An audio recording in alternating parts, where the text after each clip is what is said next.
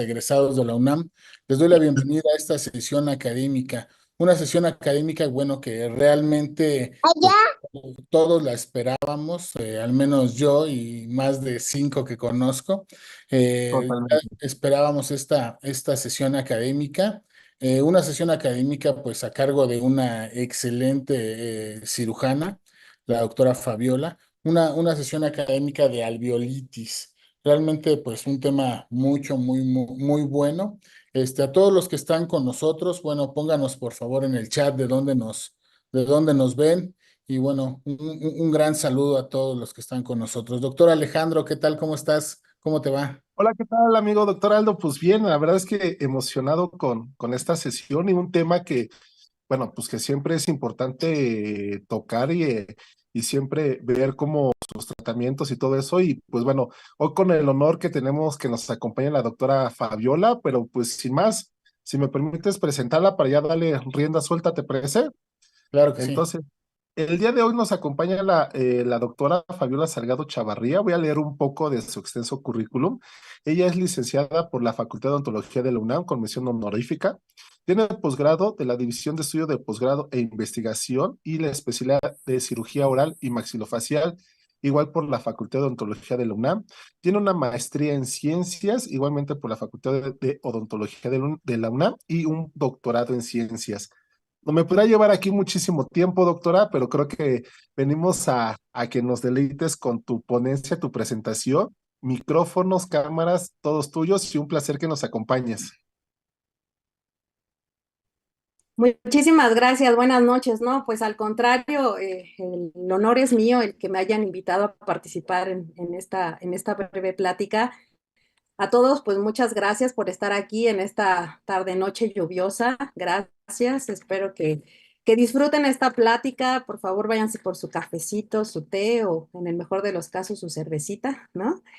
Y bueno, pues vamos a empezar el tema. Como efectivamente estaban comentando los doctores, el día de hoy voy a platicar acerca de la alveolitis. Quiero empezar primero, pues obviamente por agradecer al doctor Aldo y al doctor Alejandro por su amable y sensible invitación. Espero que sea de mucho provecho. Si tienen alguna duda o pregunta, por favor, en el chat pueden poner sus dudas o comentarios. Y pues bueno, vamos a empezar. El tema de hoy es el alveolitis. ¿Por qué alveolitis? Porque estamos hablando que una de las prácticas más comunes con respecto a cirugía bucal, pues es la extracción de los terceros molares. Entonces, todas las extracciones o todas las cirugías tienen sus ciertos o sus riesgos, algunas complicaciones, algunas iatrogénicas y otras no tantas, ¿no? Sin embargo, afortunadamente la tasa por lo general de estas complicaciones es muy baja y cuando llegan a haber complicaciones, estas complicaciones de alguna manera son clasificadas como de complicaciones menores. Lamentablemente, de esas complicaciones que no deseamos, ¿de acuerdo? La más común es la alveolitis. Puse el tema de alveolitis porque es como el tema que el nombre como más fácilmente seguramente lo han de ubicar. Sin embargo, aquí les puse, tiene más de 17 formas en las cuales se ha nombrado. La más común, repito, es alveolitis, pero el término más común, el que debería de utilizar como de manera más científica o mejor común, o sea, mejor denominado es la osteitis alveolar. Lo pueden encontrar como osteitis alveolar, osteitis localizada, alveolo séptico, alveolo necrótico, alveolitis seca, alveolitis fibrinolítica, dry socket, ¿no? Es su término en inglés, osteitis fibrinolítica, etcétera. Todas realmente hacen referencia exactamente a lo mismo, ¿ok? Pero ¿qué es? Esto es lo más importante de la plática, que esto, si ustedes me ponen atención estos 30 segundos, y con esto se quedan, por mí, creo que llegué al objetivo de la plática. La alveolitis en realidad es una complicación en la cual se desintegra el coágulo de manera, el coágulo que se forma posextracción, ¿de acuerdo? Entonces, esa desintegración no es otra cosa más que una complicación secundaria a la extracción. Cuando estoy hablando de una complicación, estoy hablando de una alteración en el proceso de cicatrización. Y aquí importante es que nos detengamos porque estamos hablando de una complicación, ¿ok? que estoy hablando secundaria al proceso de cicatrización, que no tiene nada que ver con un proceso infeccioso. Y ojo, aquí hay que tener muchísimo cuidado, porque cuando hablamos de alveolitis en automático en nuestra cabeza, como tratantes, es pensar en los antibióticos, en que es una infección, dejarle caer la clindamicina al paciente, y repito, es un defecto en el proceso de cicatrización. Entonces, como definición, es un alveolo que carece de un coágulo sanguíneo y que por lo mismo va a estar acompañada de una verdadera molestia, que lo vamos a ver más adelante, que este dolor puede llegar a ser casi de tipo neurálgico, que es de manera intensa, punzante, y que lo más importante es que la característica, digo, la literatura habla que puede ser desde el primer día y a veces vamos a ver que hasta el 10º día podría llegar a presentarse. No es lo normal, no es lo habitual. Lo normal o lo promedio es que esta complicación aparezca aproximadamente como a partir del 3er día, ¿de acuerdo? Entonces, este alveolo, como va a estar realmente va a carecer de este coágulo, el hueso va a estar expuesto. Entonces, todas las terminaciones nerviosas van a estar pues a flor de piel y entonces eso es lo que va a generar, más adelante lo vamos a ver que también obviamente son por las sininas, pues una alteración que va a producir un verdadero dolor tipo neurálgico. Entonces, este es un ciclo vicioso porque al no tener un coágulo, hay mucho dolor porque el hueso está completamente denudado, el paciente pues no come bien, no se lava muy bien y a veces inclusive en el mismo alveolo puede llegar a empaquetarse completamente el alimento y ese es el ciclo vicioso también. ¿Por qué? Porque al haber algo mecánico que está obstruyendo ese alveolo, pues no permite que también ese proceso de cicatrización continúe, ¿de acuerdo? Entonces vuelve como un ciclo vicioso. Existen muchos tipos de clasificaciones, ustedes deben de conocerla, algunas deben de conocer, la alveolitis seca o húmeda tardía, etcétera. Una de las clasificaciones que más se utilizan es esta seca primaria y seca secundaria. Repito, hay varias, ahí está la húmeda, la infecciosa, etcétera. Pero como clínicos, estas son las que más utilizamos. En el caso de la primaria es cuando en el momento que tú operaste a ese paciente, en ese mismo momento, caray, de repente, ¿qué pasó con la sangre? ¿No? O sea, no hay sangre, no hay un llenado del alveolo que tú veas visualmente en ese momento que se forma un coágulo, ¿ok? En el caso de la secundaria, todo estuvo muy bien, hiciste la extracción en 30 segundos y se formó el coágulo muy bonito, el paciente se fue a su casa, todo estuvo perfecta y de repente al 3er día el paciente te habla que se está azotando de dolor, ¿de acuerdo? Entonces la secundaria realmente se considera como mediata, es decir, que va a presentarse a partir del 3er día, ¿no? La incidencia, les decía, de la complicación, afortunadamente las complicaciones son bajas, ¿no? Secundarias a cirugía bucal, pero de todas las complicaciones que tenemos, que esa puede ser toda otra plática de complicaciones postquirúrgicas, la alveolitis es la que presenta o la que se presenta con mayor frecuencia, ¿de acuerdo? Depende de la literatura que ustedes lean, yo ahí les puse varias, ¿no? Pero depende de lo que lean. Hay autores que dicen que se presenta aproximadamente en el 5% de las complicaciones que tienes de tus cirugías. Hay algunos un poquito más exagerados que hablan del 70%, ¿de acuerdo? Ahora bien, perdón, cuando dice, perdón, una disculpa,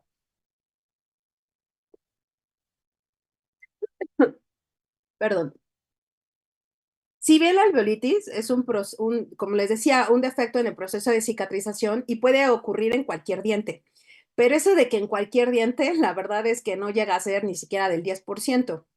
Está más asociada a los terceros molares, casi en una tercera parte. ¿Quiénes son los más afectados, los hombres o las mujeres? Ok, aquí no es una situación de género, no se vayan a espantar, ¿de acuerdo? Pero lamentablemente las mujeres nos vemos afectadas el doble que los hombres, ¿de acuerdo? ¿Qué es lo que lean? Depende, ya sea por porcentajes o por proporciones, las mujeres tenemos la mayor probabilidad de que nos llegue a suceder. Depende de la literatura que lean, perdón, puede ser 2 veces más afectación con la mujer o depende, repito, el autor, puede ser 5 veces más el riesgo de que una mujer tenga una alveolitis a que tenga un hombre. ¿Por qué? Lo vamos a ver más adelante, ¿de acuerdo? Entonces, ¿en dónde llega a suceder? Ya dijimos que una tercera parte llega a suceder en los terceros molares, en la zona de los terceros molares, ¿de acuerdo? Pero tenemos terceros molares superiores y tenemos terceros molares inferiores, ¿cierto? Bueno, pues, ¿qué creen? Que de ese 30% que llega a suceder, la mayoría se presenta en la mandíbula, ¿de acuerdo? Ya sea por porcentaje o por relaciones, por porcentaje es casi un 80% que te llega a suceder en la mandíbula o en los terceros molares inferiores, ¿de acuerdo? Si es por relación, es casi 3 veces más la posibilidad de que te suceda en la mandíbula que en el maxilar. Algunos dicen que hasta 10 veces más, ¿no? Ahora mi pregunta sería, bueno, ¿y por qué la mandíbula, no? O sea, ¿por qué la mandíbula siempre es como que la más afectada, no? Entonces, algunos tenían sus teorías de decir, ay, pues obvio y lógico, pues básico y fundamental, eso nos los enseñaron desde el primer año en la facultad, que la mandíbula, pues es un hueso más compacto, ¿no? O sea, está como un poco más esclerosado, a diferencia, por ejemplo, del maxilar, que es hueso más bonito, bueno, esponjoso, ¿no? Pues, ¿qué creen? Que la literatura dice que no se trata realmente por la consistencia del hueso, por si es más esclerosado, más cortical. En realidad, lo que dicen los artículos es que no es el tipo de hueso, sino más bien lo que creen es lo que lleva la sangre, o sea, la irrigación de la sangre, no el tipo de hueso, sino la irrigación. Clínicamente, ¿cómo se presenta una alveolitis? No sé si a alguno de ustedes les ha ocurrido o ha tenido alguna alveolitis, o sea, personalmente o la ha tenido con alguno de los pacientes, pero una vez que te pasa o una vez que tratas a un paciente, jamás lo vas a olvidar. ¿Qué vas a encontrar? ¿Qué vas a encontrar? Pues obviamente vas a encontrar un alveolo, eh, el término dice alveolitis seca, ¿no? Entonces uno pensaría que vas a encontrar el alveolo completamente vacío. No, no siempre, ¿sabes? O sea, puedes llegar a encontrar ahí todavía el coágulo, pero un coágulo puede ser necrótico o parcialmente el coágulo, pero no siempre vas a encontrar un hoyo vacío, ¿ok? Pero bueno, puedes encontrarlo, ¿ok? Puedes alcanzar a ver hueso expuesto, que a veces esto te puede espantar porque también viene acompañado, repito, de que es un dolor tan intenso que el paciente lo menos que quiere es cepillarse, ¿ok? Entonces puedes encontrar mucho alimento y también puedes encontrar, y es muy característico, la halitosis de este paciente, este olor pútrido, ¿no?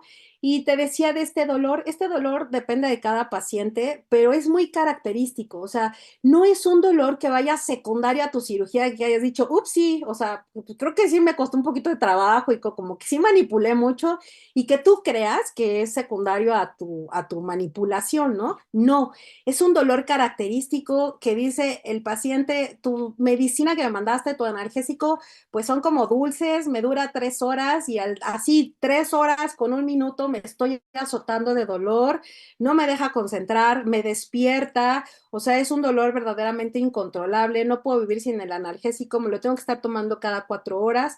Por eso te decía que algunos pacientes lo pueden llegar a clasificar como tipo neurálgico, porque no solamente va a estar en el alveolo, sino que puede llegar como a irradiarse hacia el oído, hacia la sien, y que esto puede llegar a producir una cefalalgia.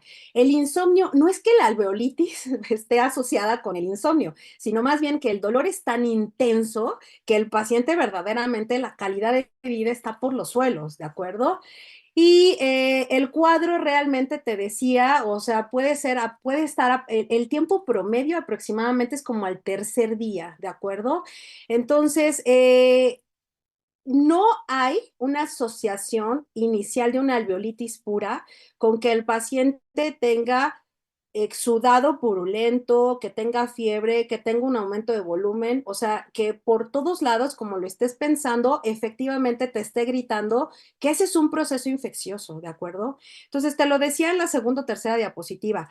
La alveolitis no es una infección, es un defecto en el proceso de cicatrización. Me voy a adelantar como 20 diapositivas. Si alguien en este momento me dice, o sea que entonces la alveolitis no tengo que mandarle antibiótico o no se infecta, o más bien la pregunta sería, entonces una alveolitis no se va a infectar, sí, sí se puede infectar. O sea, si el paciente sigue sin lavarse los dientes, no está comiendo adecuadamente, su higiene es deplorable, pues efectivamente, y aparte tiene un coágulo que está ahí podrido, pues efectivamente tiene todo un medio de cultivo enriquecido para que pueda haber una proliferación bacteriana y que efectivamente el paciente se pueda infectar. Pero eso no quiere decir, me voy a adelantar ahora sí, entonces 30 diapositivas, eso no quiere decir que tú tengas que cuando llegue el paciente tú tengas que decir, te voy a mandar antibiótico, no te vayas a infectar. No, o sea, nosotros no debemos de tener eso. A lo que voy con esta diapositiva de la clínica es que pares bien tus antenitas, que diagnostiques como tal una alveolitis, que la trates para que no se complique, pero que no la trates como un proceso infeccioso. Eso es como dirían harina de otro costal, ¿de acuerdo? ¿Cuál es el problema de la alveolitis? Si no han tenido algún paciente, les explico, realmente es excesivamente complicado el manejo en el aspecto de que yo como paciente estoy regresando a tu consultorio no porque quiero, no porque me caes bien, sino porque tengo un dolor que altera completamente mi calidad de vida, ¿de acuerdo? Entonces el tratamiento realmente no es fácil, se necesitan muchas visitas para el tratamiento, entonces llega a ser realmente desgastante tanto para el doctor como para el paciente, ¿de acuerdo? Entonces, histológicamente, pues, ¿qué vamos a encontrar? Wow, o sea, pues no tenemos mucho que encontrar, más que realmente infiltrado inflamatorio, bacterias y necrosis, ¿no? O sea, no vamos a tener más allá de eso, ¿ok? ¿Cuál es la etiología? ¿Cuál es la fisiopatología de esta enfermedad? O bueno, una enfermedad de este padecimiento, pues ¿qué creen? Que en pleno 2024 no es clara. Lo voy a ahorita tratar como de dilucidar, que sea así como de bolitas y palitos, ¿no? Como, porque esto es muy importante para que entendamos hacia adelante cómo podemos prevenir. Esto es lo más importante. Porque aquí todo el mundo diría, bueno, sí, ya, mejor dime cómo lo trato. Yo diría, mejor vamos a hacer todo lo posible para prevenirlo, porque sí podríamos, o sea, sí podríamos prevenirlo, o más bien disminuir, me gustaría más bien corregir, disminuir la probabilidad de que al paciente pueda desarrollar una alveolitis, ¿de acuerdo? Eso es lo más importante. O sea, si no tenemos el dato específico de por qué, así como decir que llegue el paciente y diga, pero ¿por qué? ¿Por qué me pasó a mí? Bueno, le puedo decir esto, varias cosas, pero no le puedo decir exactamente qué fue lo que sucedió. ¿Qué es lo que pasa? Que después de la extracción, lo sabemos, la sangre es un líquido, quito el diente, esa sangre tiene que llegar al alveolo, esa sangre que es un líquido, yo es más fácil que así se lo explico a mis pacientes, esa sangre que pasa de un estado líquido pasa a un estado tipo gelatina, ¿no? Que es el coágulo. Pero ¿qué pasa con ese coágulo? Te decía que el alveolitis o la osteitis alveolar, que es el término correcto, no siempre el alveolo está seco, o sea, no siempre el alveolo está vacío. O sea, a veces yo digo, el paciente pues sí, pues yo ahí veo mi coágulo, ¿no? Sí, pero yo como lo explico más bien es, puede estar el coágulo, pero puede estar formado de mala calidad, mala cantidad, o puede estar el coágulo completito, pero puede estar necrosado, ¿de acuerdo?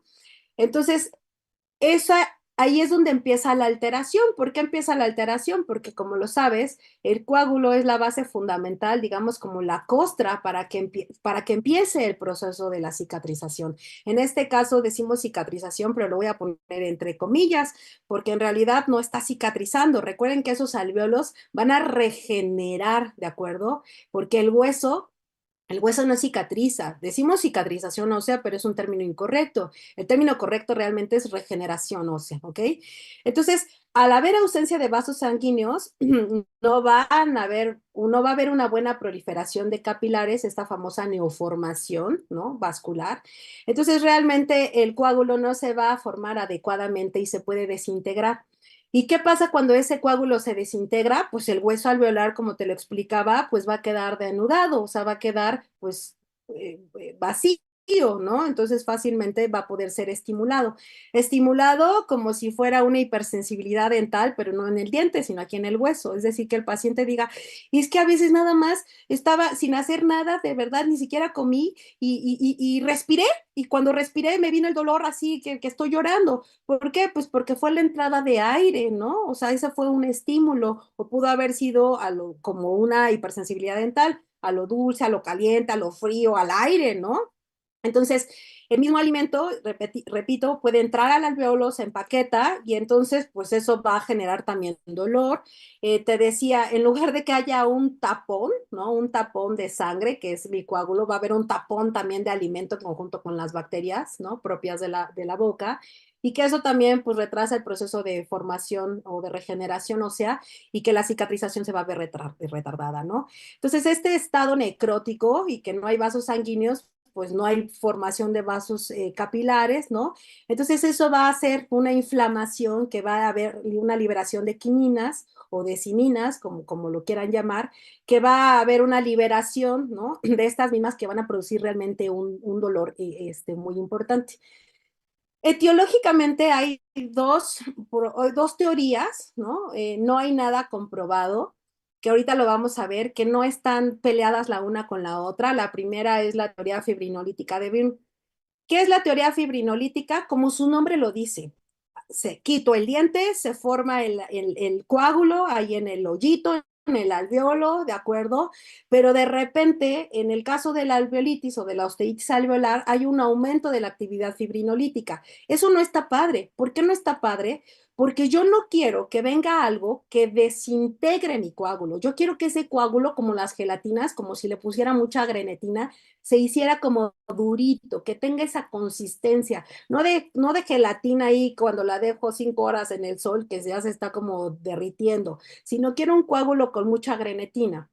Entonces, en esta teoría, lo que empieza es que esta actividad fibrinolítica realmente lo que hace es que degrade la fibrina. Entonces, ya no tenga este coágulo, ya no tenga esa estabilidad y que eso permita que mi coágulo se desestabilice y que realmente, pues, bye bye, ¿de acuerdo?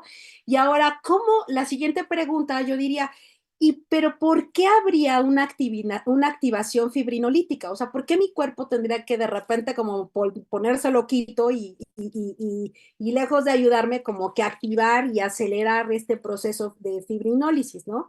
Bueno, pues pueden haber varios motivos, ¿no? Esta diapositiva lo que explica es que pueden ser activadores extrínsecos, ya pueden ser directamente por las mismas bacterias que están activando, ¿no? La plasmina y que la plasmina como si fuera el Pac-Man, ¿no? Bueno, ahí ya delaté mi edad, ¿no? Que empiece como a degradar y empiece a comerse, ¿de acuerdo? Ahora, la otra es la actividad bacteriana. En esta actividad bacteriana lo que dice es que, parecido a lo que te decía ahorita de la plasmina, que va a ser activada por las bacterias, es que aquí lo que hablan es que lo que se ha estudiado es que en un alto recuento bacteriano, ¿ok? Empieza específicamente los actinomyces y los estreptococos, lo que empiezan es que hay una actividad fibrinolítica específica de la actinomyces, del estreptococo, pero de lo más importante es que el treponema dentícola es el que se ha demostrado que está sumamente relacionado en ayudar, entre comillas, a esta actividad fibrinolítica. Es decir, las mismas bacterias son las que le están diciendo al cuerpo, ponte a trabajar y me voy a comer prácticamente esa grenetina que va a hacer que ese coágulo no esté completamente estabilizado. Entonces, si hubiera una, entre comillas, tercera teoría, que no la hay, ¿no? Sino más bien lo que hicieron fue el que como no están peleadas la una con la otra, sino más bien como que se complementan, lo que han llegado los estudiosos de la alveolitis es a decir que la osteitis alveolar realmente se cree que que está dada por un mecanismo que va a complementarse la actividad fibrinolítica de la teoría con la teoría bacteriana, o sea, como que se complementan y suena completamente lógico, ¿no? Se desintegra mi coágulo y dice, pues sí, pero ¿por qué se desintegra, no? O sea, ¿por qué empieza esta actividad fibrinolítica? Ah, pues por las bacterias, ¿no? Las bacterias van a como aprender el switch para que entonces esto empiece a degradar, ¿ok? Y lo que te decía del dolor, que este dolor no es el dolor posquirúrgico, ¿no? O sea, claro, es normal, si le metimos ahí una mega golpiza al paciente para quitarle el diente, pues es normal que tenga mucho dolor, pero no. El dolor de la alveolitis es muy característico, ya te lo decía, o sea, que son esas sininas que realmente van a estimular las activaciones nerviosas, que van a estar sensibilizadas realmente por todo el proceso de inflamación. No sé si ustedes han anestesiado, por ejemplo, a un paciente que tenga inflamación, ya sea por infección o simplemente por alguna otra razón que tenga inflamación, y que el paciente ya le hayas dejado caer como 20 cartuchos, bueno, no es una exageración, no, nunca pongan 20 cartuchos, ¿no? Pero que ya está anestesiado hasta el cerebro y que el paciente le sigue doliendo, que el paciente sigue, me duele mucho, o sea, y tú dices, nah, ya la encía ya está toda blanca, ¿no? Ya no puede estar más isquémico, ¿no? Y que digas, está loco. No, no está loco. El problema es que realmente por la inflamación hay muchas sininas que están ahí alrededor, que realmente, o sea, lo que están haciendo es estimular las terminaciones nerviosas. Tu paciente no es un paciente exagerado, créeme, no está loco, o sea, verdaderamente puede estar súper anestesiado y le puede estar doliendo, ¿de acuerdo? Entonces, lo que decía de la plasmina, que decía que va a generar esta situación antifibrinolítica, está involucrada de la conversión de la calicreína en sininas en el hueso, o sea, por donde lo veas, dolor, ¿de acuerdo? Y entonces esta presencia de plasmina puede ser realmente la justificación de por qué los pacientes tienen dolor neurálgico y por qué hay una desintegración. Ahora, la patogénesis. La patogénesis, ahorita te decía, vamos a hablar primero de las bacterias. Aquí realmente empezaría, me voy como a adelantar, es como una mezcla de que entendamos por qué esta parte de la patogénesis, como para que ustedes puedan entender cómo yo podría disminuir la posibilidad de que un paciente tenga alveolitis, ¿de acuerdo?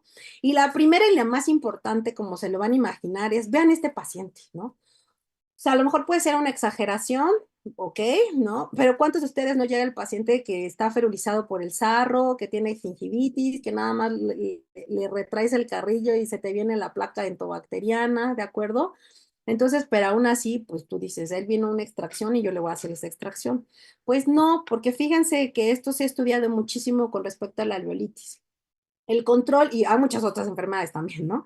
Pero el control bacteriano desempeña un papel importantísimo, ¿de acuerdo? Para el desarrollo de la alveolitis. Entonces es muy importante que los pacientes que vayan a ser sometidos a una cirugía bucal, en un mundo ideal, realmente sería, pues primero le hacemos la profilaxis y luego los operamos. Eso es en el mundo ideal, ¿verdad? Pero muchas veces no es así. Entonces, pero no te vayas hasta el otro extremo, o sea, decir, ay, pues, no te exageres, o sea, no le voy a hacer una limpieza nada más para hacerle, quitarle un diente, ¿no? Que inclusive tiene una movilidad 10, o sea, no hay forma. Ok, sí, está bien, pero lo que te digo es, no atiendas a este tipo de pacientes como el de la imagen, ¿de acuerdo? Porque eso sí o sí, te estoy poniendo ahí la literatura, sí o sí, seguramente va tal vez no a desarrollar un proceso infeccioso, ¿ok? Porque tú vas a decir, ah, pero yo le voy a dar antibiótico, ¿no? Ah, bueno, ok. Pero probablemente no un proceso infeccioso, pero sí va a condicionar que muy fácilmente el paciente pueda desarrollar una alveolitis. Lo dicen los estudios. Un paciente que tiene una mala higiene oral tiene prácticamente 4 veces más la posibilidad de desarrollar una alveolitis que un paciente que tiene un buen control de placa, ¿de acuerdo? Entonces, no por eso, ojo con esto, no por eso voy a premedicar a mi paciente de decir, ah, bueno, pues entonces le voy a dar antibiótico y te sacas de la manga, ¿no? De tu literatura cerebral, ¿no? Y te sacas de la manga de decir, ah, bueno, pues le voy a dar antibiótico un día antes o 2 o 3 días, ¿no? O sea, sin bases científicas, solamente para decir, pues vamos a disminuir la posibilidad. Te lo dije en la tercera diapositiva, la alveolitis no es una infección, es un defecto en la cicatrización. Entonces, que tú le mandes antibiótico antes para, entre comillas, evitar la alveolitis, no estás haciendo absolutamente nada, ¿de acuerdo? ¿Cuándo sí vamos a premedicarlo? Cuando esté completamente justificado en una premedicación de paciente, ¿de acuerdo? Pero si no, te vas con una higiene, o sea, te vas por una buena higiene oral con el paciente y te vas con el uso de antisépticos, pero no de antibióticos, ¿de acuerdo? Y de las bacterias era lo que les decía, o sea, que sí o sí van a generar esta fibrinólisis, ¿ok? Y de muchos estudios, lo que les comentaba es que los treponemas las treponemas que están relacionadas completamente a la enfermedad periodontal, está muy estudiado que van a producir enzimas fibrinolíticas, ¿no? Que un paciente, es decir, un paciente con periodontitis, entre paréntesis, o vamos a poner cuántos pacientes de los que atendemos no tienen periodontitis, ¿no? Bueno, o sea, yo creo que la mayoría bueno, no la mayoría, pero no la mayoría, pero pues una gran parte de mis pacientes sí tienen alveolitis, que diga, tienen periodontitis. Entonces, pacientes con mala higiene bucal, este es otro estudio, tienen 3 veces más la probabilidad de generar una alveolitis, ¿de acuerdo? Y estamos hablando de pacientes en cohortes muy grandes, o sea, sí o sí, ¿no? Por ejemplo, en este último estudio que está hablando de, en un estudio en una cohorte, pues realmente compararon a los pacientes con enfermedad periodontal, hicieron extracciones de pacientes con enfermedad periodontal versus pacientes con periodonto sano, y la probabilidad de desarrollar una alveolitis fue de 8 veces más, ¿no? Entonces vas a decir, oh, ay, bueno, ponte de acuerdo, 3, 4, 8 veces. Bueno, depende de la literatura que consultes, ¿no? O sea, lo que te estoy diciendo es que sí o sí hay una fuerte asociación entre mala higiene oral y aparición de la alveolitis, ¿ok? Entonces, bueno, esta parte igual, lo comentaba, o sea, es la comida, no nada más las bacterias, sino ahora es la comida que se va a acumular ahí, ¿ok? Y esto también es muy importante. ¿Cuántos de ustedes, no? Esta también es toda otra plática que no vamos a tocar aquí, pero podremos dar toda una plática de las famosas pericoronitis, ¿no? Que tengan muchísimo cuidado con el tratamiento de las pericoronitis. Siempre lo he dicho a mis alumnos, las pericoronitis son esos lobos vestidos de cordero, ¿no? Hay un pellejito que está ahí, ¿no? Como nos enseñaron, nada más corta el pellejito de atrás, ¿no? La famosa operculectomía o las calzas distales, ¿no? Ahí ya también, ya, ya les di tip de mi edad, pero esas operculectomías que es así de quítale el pellejito que está allá atrás, ¿no? Que lo único que está haciendo es que no está dejando que el tercer molar termine, ¿no? Entonces está ahí como lastimando. No, chavos, no siempre, ¿no? Pues esto es toda una plática que no vamos a abordar en este momento. Tengan mucho cuidado con las pericoronitis, ¿no? No es el tema de ahorita, pero muchas pericoronitis realmente pueden llegar a terminar, porque lo hemos visto en realmente anginas de Ludwig, o sea, no, así que tengan mucho cuidado. Regresando a la osteitis alveolar, también está relacionado, hay una asociación estadísticamente significativa de infecciones previas en el sitio que puedan condicionar hacia adelante en una alveolitis, ¿de acuerdo? Que no tiene nada que ver a que tú ahorita llega tu paciente con una realmente, con una pericoronitis y que digas, ah, que no quiero que tu cabeza diga, ah, pericoronitis es sinónimo en este momento de una alveolitis. No, o sea, lo que quiero es pericoronitis es sinónimo de una infección, ¿ok? O sea, hay que tratar esa infección. A lo que quiero llegar con esta diapositiva es que si tu paciente previamente, y que ya estuvo tratado, ya no está activa, por así decirlo, en este momento la pericoronitis y le haces la extracción de ese tercer molar, solo por haber tenido el antecedente de una pericoronitis, puede tener mayor susceptibilidad a generar una alveolitis. Ahí tú dirías, ¿y eso de qué me sirve? O sea, pues ya lo que ya pasó, o sea, no, ya el paciente está aquí, ya no puedo hacer nada, sí, efectivamente, pero te sirve para tu consentimiento informado y para platicar con tu paciente, ¿de acuerdo? De decirle, oye, podría existir la posibilidad de que te suceda esto, porque muchas veces los pacientes piensan que la alveolitis o la osteitis alveolar fue culpa de nosotros, ¿no? Nosotros los tratantes. Otra es el trauma. No tengo nada con nadie en el aspecto de, ¿están de acuerdo? No pienses como tratante, piensa como paciente.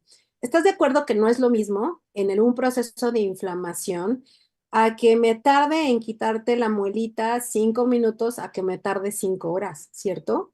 O sea, si me estoy tardando 5 horas, y tú vas a decir, qué exagerada, no es cierto. O sea, yo tengo pacientes que se han tardado, mi máximo, mi registro máximo es de un paciente que trataron 3 días, ¿no? Y yo le digo, que aguante, ¿no? Empezaron un día, 3 horas, no pudieron, ambas partes estaban cansadas, mandaron al paciente a casa y al día siguiente otras 3 horas, no se pudo y al tercer día 2 horas y ahí fue que dijo ya no más, ¿no? Y yo realmente le decía al paciente, pues que aguante tuyo, ¿no? Ya que aguante tuyo. Yo desde la hora ya me hubiera parado y hubiera dicho no más, gracias.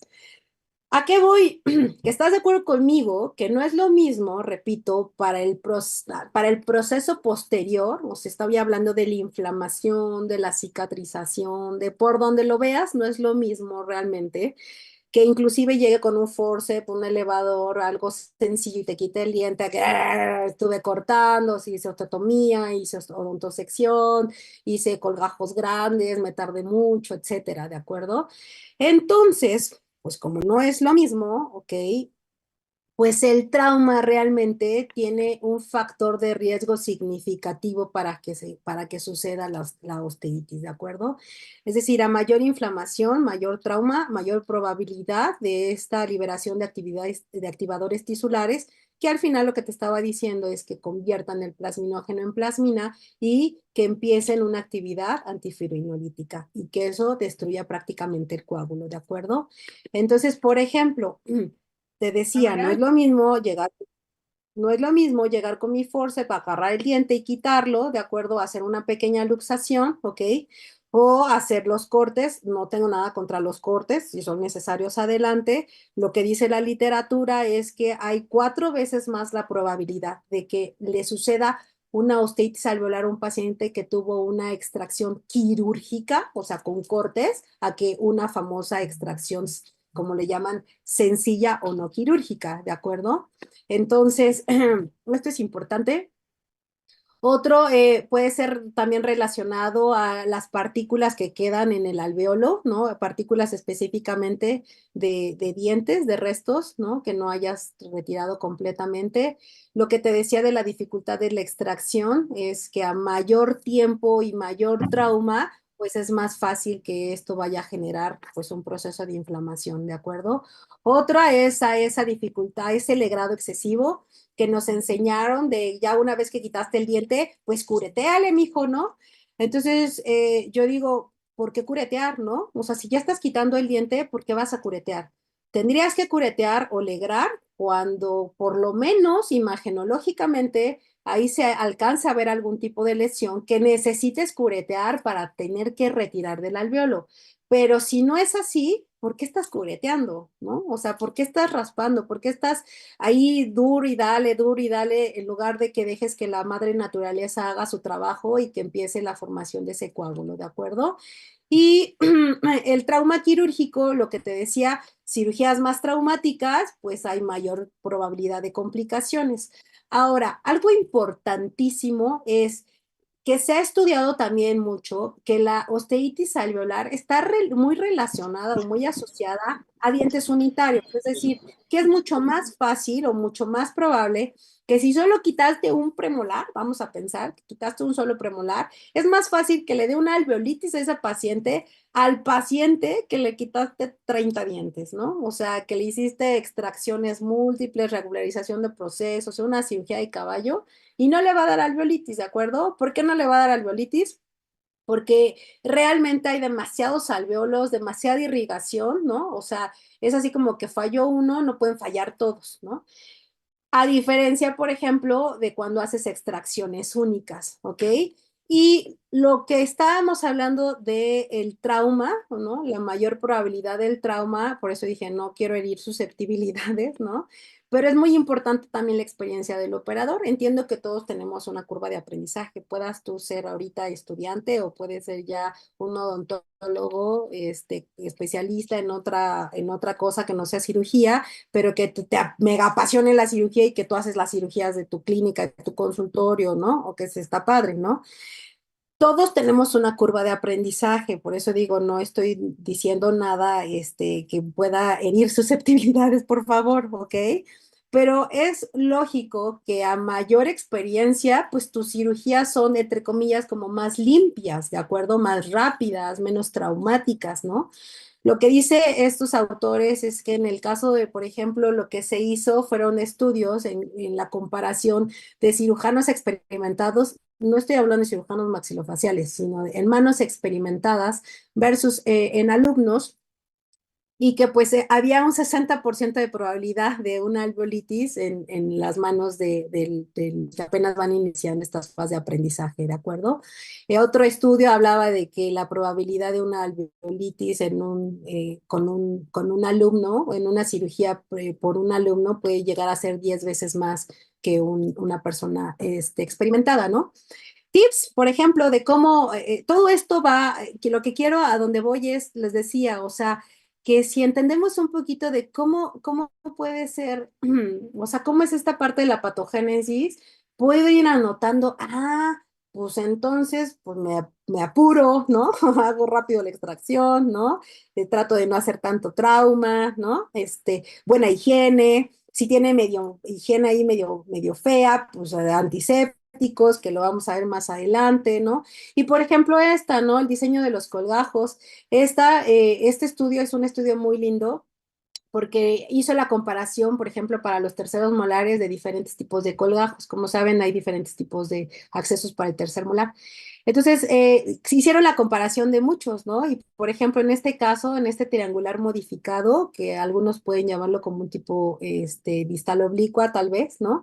Es que este tipo de colgajo, que es un colgajo triangular modificado, que va en la parte posterior, ¿no? Es un colgajo un poquito más pequeño, que es envolvente. De todos los que se utilizaron, pues es el que tiene menor probabilidad de generar un osteoitis alveolar.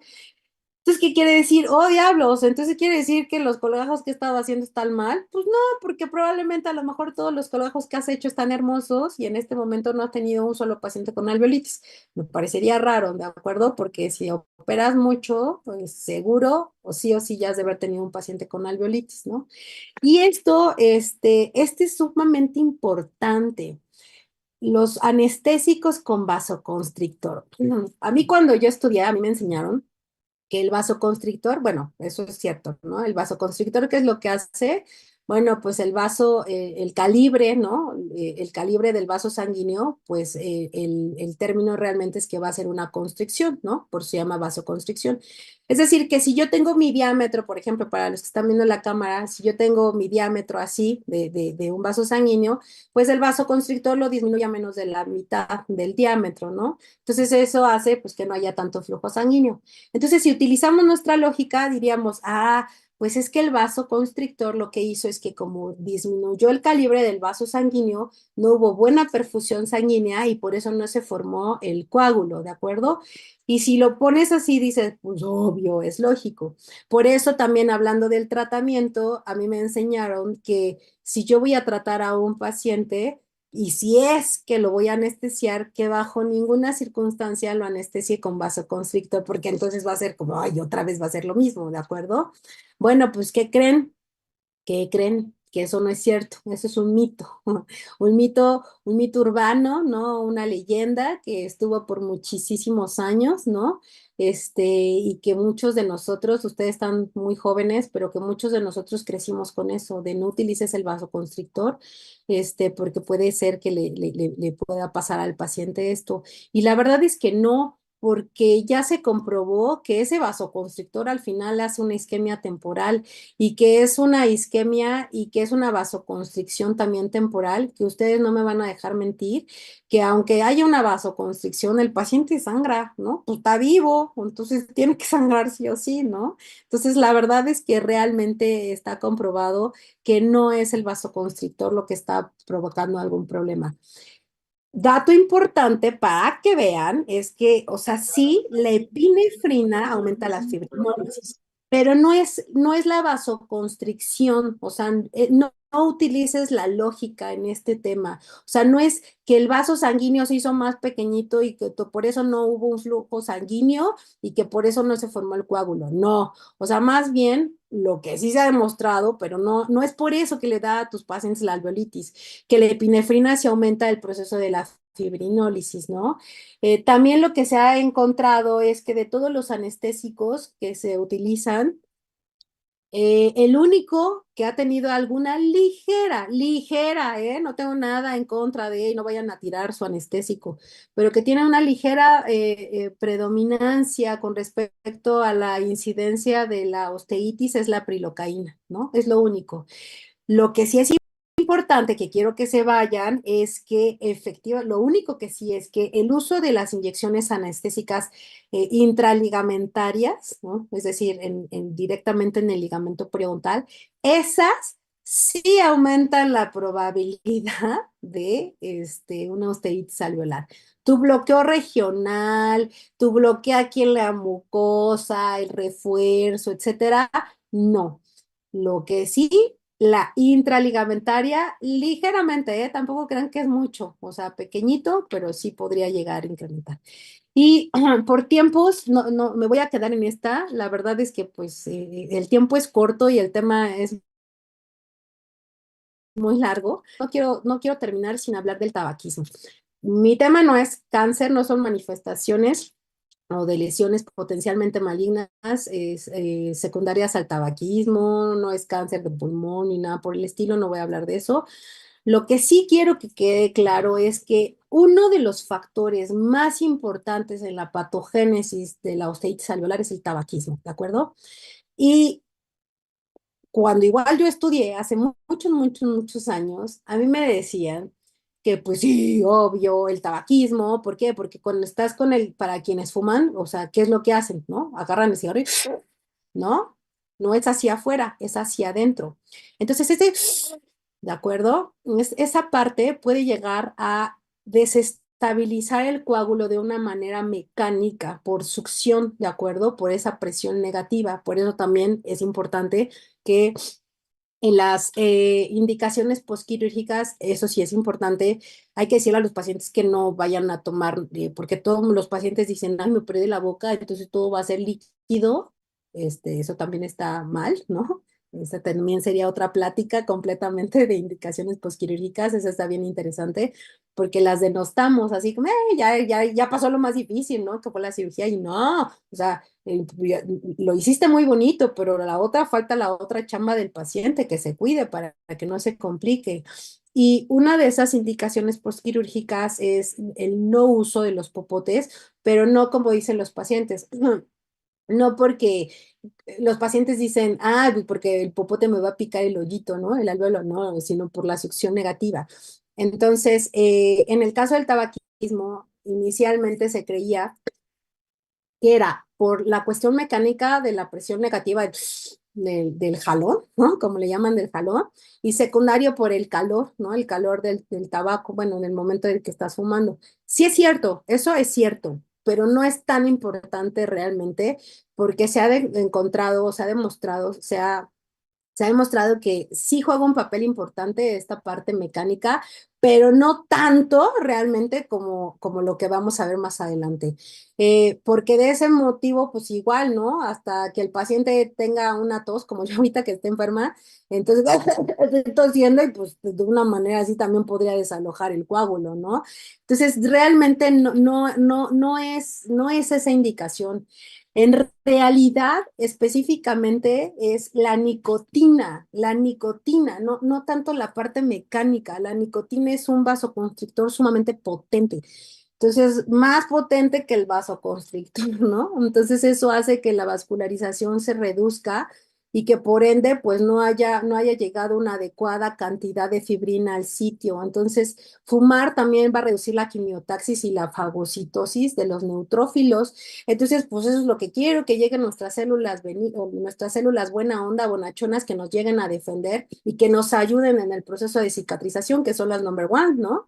Entonces, esto va a generar realmente un problema en la producción de las inmunoglobulinas. Entonces, realmente, pues la nicotina, que es lo alguien va a decir, bueno, pues sí, pero el tabaco tiene muchas otras cosas. Sí, claro, muchas cosas son muy dañinas, pero de lo más importante y de la asociación más importante con la osteitis, pues realmente es la nicotina, ¿no? Porque la nicotina se absorbe perfectamente en la mucosa oral. Algunos, por ejemplo, que ya no fuman, bueno, dicen ya no fumo, pero pues como lo saben, se comen su tabaco, ¿no? O se colocan su tabaco sublingual, ¿no? Porque pues no están haciendo la combustión del tabaco, pero sí tienen la nicotina ahí. ¿Y por qué se coloca debajo de la lengua? Pues por esa mayor absorción sublingual, ¿no?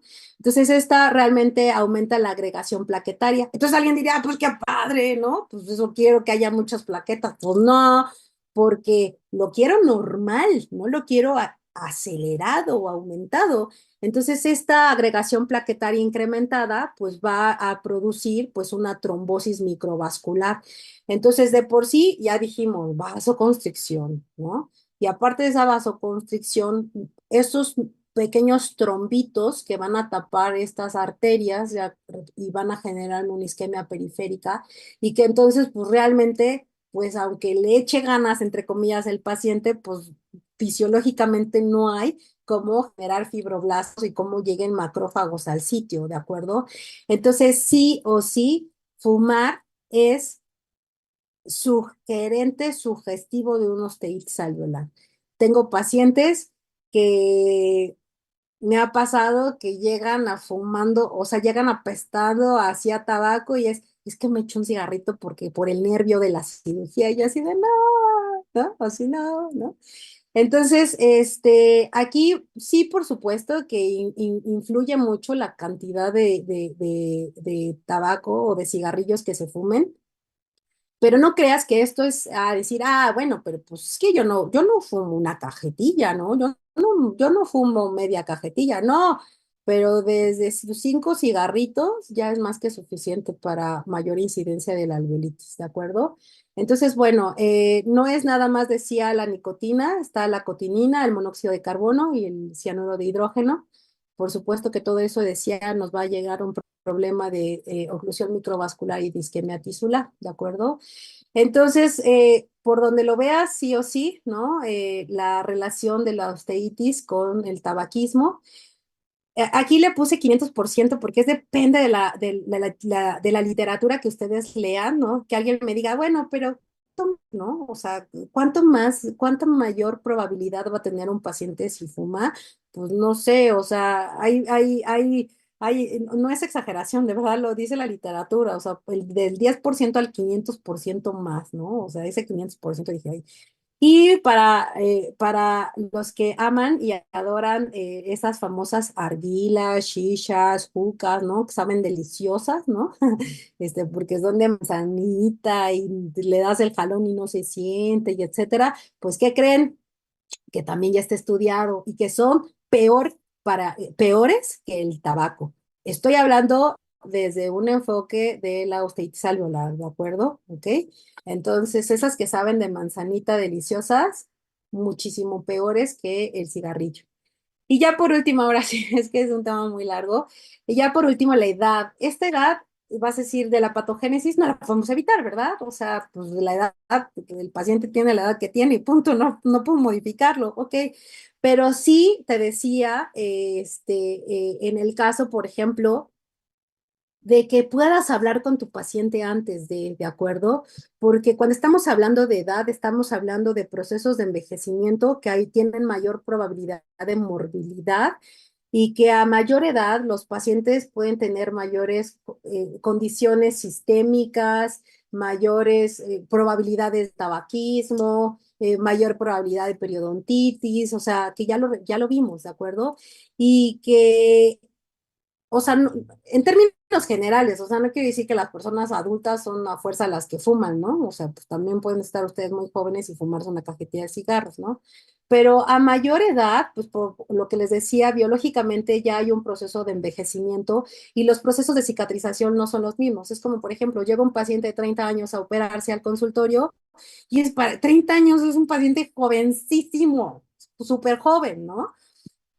Pero si lo comparas a los procesos de inflamación y de cicatrización de un paciente de 15, pues no tiene nada que ver, es el doble de edad. A eso es a lo que voy, ¿de acuerdo? Entonces, mi pregunta sería, ok, tú estás hablando de edad, pero la edad, tú decías envejecimiento, pues puede ser relativo, ¿no? Porque si ahorita alguien me está viendo de 50 años, va a decir, pues yo estoy muy joven, y efectivamente está muy joven, en 50 años para mí es un paciente muy joven. Si ahorita me está viendo un estudiante, va a decir 50 años es mi abuelito, ¿no? No lo sé. Entonces, como la edad en esta parte del proceso de envejecimiento, la parte biológica es relativa, también han habido muchos estudios y sobre todo también relacionados a osteoitis alveolar, cuando están hablando cuál es la edad, o sea, biológicamente a qué le consideras un paciente adulto, ¿no? A un paciente que ya empezó su proceso biológico hacia atrás, ¿no? Pues se van y para atrás, ¿no? O yo me fui para atrás cuando lo investigué, porque pues para mí una persona adulta es un paciente de 70 años, ¿no? Pues no, realmente la conclusión es un paciente adulto se considera a partir de los 30 años biológicamente, lo cual caía en un shock porque para mí es un paciente sumamente joven. Y ahora sí, ya esta es la última y pido una disculpa, pero esta ya es ahora sí el último tema, los medicamentos. Y con esto respondo la situación de decir, ¿por qué las mujeres tienen 5 veces más la probabilidad de tener una alveolitis a diferencia de los hombres? Principalmente por los anticonceptivos orales, bueno, principalmente realmente por los estrógenos de las mujeres, ¿ok? Es una situación hormonal. Pero si a eso le agrego, ¿no? Anticonceptivos orales que están llenos de estrógenos, los estrógenos realmente lo que hacen es que elevan la actividad fibrinolítica. Entonces, los mismos estrógenos, soy yo, estrógenos como mujer, ¿no? Soy mujer. Pero si a eso le echo una bomba atómica, que es mi anticonceptivo oral, voy a tener mayor probabilidad realmente, pues, de una fibrinólisis, ¿no? Entonces, los anticonceptivos orales elevan los factores 2, 7, 8 y 10. Y de esta manera, pues el plasminógeno va a aumentar la lisis del coágulo. Entonces, ahora imagínense, estrógenos endógenos, yo siendo mujer, más estrógenos exógenos, que son realmente los anticonceptivos, por eso es más la probabilidad de que las osteitis les den a las mujeres y estamos hablando de 5 veces más, ¿no? O sea, o depende, el 100% más, depende del autor, pero a diferencia de los hombres, ¿de acuerdo? Y bueno, pues con eso terminaría mi presentación. Espero que pues no haberlos aburrido. Espero que esta plática, por lo menos en esta parte inicial de la patogénesis, les sea un poco de utilidad en sus consultorios. Y y pues ya quedará mucho más material para una siguiente plática, ¿no? Entonces, bueno, pues no sé si tengan alguna duda, doctor Aldo, doctor Alejandro. Doctora Fabiola, pues realmente pues encantado con esta sesión académica que el día de hoy nos diste. Realmente pues yo quedé muy satisfecho con esta sesión. Sí, sabemos que es un tema pues que nos da para mucho más, que nos da pues para estar toda la noche aquí. Y más todos los apasionados y a los que les encanta el tema de la cirugía, el tema de las extracciones, pues todos, ¿no? Que creo que estamos en ese tema de la odontología. Y pues realmente en manos de usted, doctora Fabiola, pues todo se escucha muy bien, todo se analiza, todo se entiende muy bien. La doctora Fabiola pues forma parte del Colegio Nacional de Cirujanos Dentistas egresados de la UNAM en el área de maxilofacial. Doctora, pues muchísimas gracias por estar con nosotros y bueno, algunas de las preguntas que tenemos para continuar. Alejandro, por favor, si me ayudas. Claro que sí. No sé, doctora, ahí realmente lo dejo a tu consideración. Ahorita, doctores, leo hay alguna sección para el tratamiento. Bueno, eso les quiero comentar algo, porque efectivamente creo que esto, como ahorita bien dijo la doctora, nos puede dar para ir,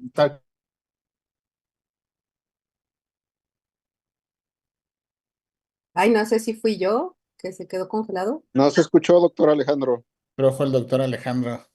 Ah, pensé que había sido yo. Muy bien. Dos preguntas, doctor Alejandro. Sí. Yo te decía que, bueno, quiero ahí hablar algo, bueno, aclarar algo, que esto da para pie a todavía continuar, entonces, pero pues realmente era como la introducción, ¿no?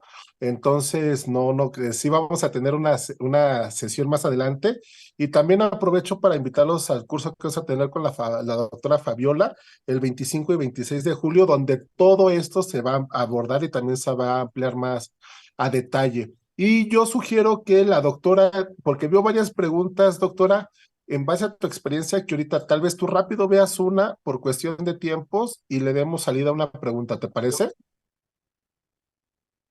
Claro que sí, con mucho gusto. Gracias. Em, La que veas así, no porque las otras sean menos importantes, doctores, ahí le ofrecemos una disculpa, sino que también son sesiones realmente académicas que lo que buscamos es una difusión, o una introducción a los temas, ¿no? Entonces, doctora, si nos haces favor. Aquí hay una pregunta bien interesante que dice, en mujeres que están menstruando en el momento del exodoncia, ¿cuánto influye eso? Esa es una excelente pregunta porque eso es una pregunta también como un mito urbano. Igual, cuando yo estudié hace muchos, muchos años, me decían que estaba completamente contraindicado hacer una extracción en un paciente que estuviera en su periodo menstrual. Por dos situaciones. La número uno, que porque por el flujo menstrual, ¿no? Y aparte tú le estás quitando el diente, pues casi, casi como que puede caer en un choque hipovolémico, ¿no? Entonces, pues solamente a menos que realmente tenga un verdadero problema la paciente y que tenga miomas y etcétera, pues solamente así podría ser realmente algo muy problemático. Pero el segundo punto que decían es que como está en su periodo menstrual hormonalmente, o sea, está como al 1000%, ¿no? Entonces, eso puede condicionar hasta bien a una alveolitis. Y no, eso ya no lo alcancé a tocar, eso no, eso también ya se estudió ampliamente, eso es un mito urbano. Realmente lo que se demostró es que las mujeres no en el periodo menstrual, o sea, estoy hablando no en su menstruación, donde se demostró que hay mayor probabilidad de que las mujeres tengan una osteitis alveolar, es cuando están a la mitad de su periodo. No de su periodo, de todo su ciclo, de todo su ciclo. O sea, no en el momento que están menstruando, sino en el ciclo. Y eso es algo, bueno, me pareció una pregunta muy importante, porque pues eso es un mito también, una leyenda, ¿no? Claro. Oh, También, Y otra pregunta, ajá, no, otra pregunta, doctora. aquí que decía que si la alveolitis puede llegar a convertirse en una osteomelitis.